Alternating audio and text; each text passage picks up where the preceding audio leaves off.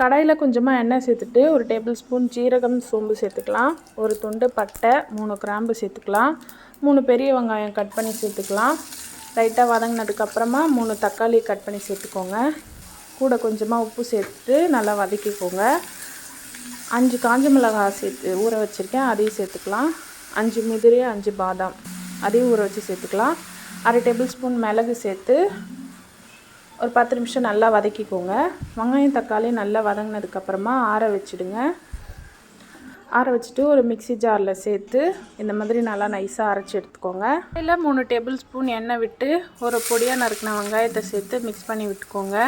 ஒரு table spoon அளவுக்கு இஞ்சி பூண்டு விழுது சேர்த்துக்கலாம். இஞ்சி பூண்டு விழுதோட பச்சை வாசனை போகிற வரைக்கும் லைட்டாக வதக்கினதுக்கப்புறமா கொஞ்சமாக கருவேப்பிலை சேர்த்துக்கோங்க. 1/4 டேபிள் ஸ்பூன் மஞ்சள் பொடி, 1 டேபிள் ஸ்பூன் மிளகாய் தூள் சேர்த்து லைட்டாக லோ ஃப்ளேமில் வச்சு மிக்ஸ் பண்ணி விடுங்க.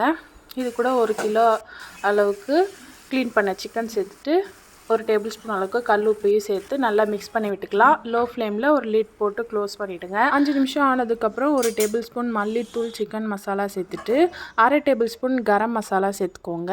அப்புறம் நம்ம அரைச்சி வச்சுருக்க விழுதையும் சேர்த்து நல்லா மிக்ஸ் பண்ணி விட்டுட்டு சிக்கன் கிரேவிக்கு தேவையான அளவுக்கு தண்ணியும் சேர்த்து நல்லா கலந்து விட்டுட்டு ஒரு லிட் போட்டு க்ளோஸ் பண்ணி ஒரு 15 நிமிஷம் விட்டிங்கன்னா சூப்பரான சிக்கன் கிரேவி ரெடி ஆகிடும்.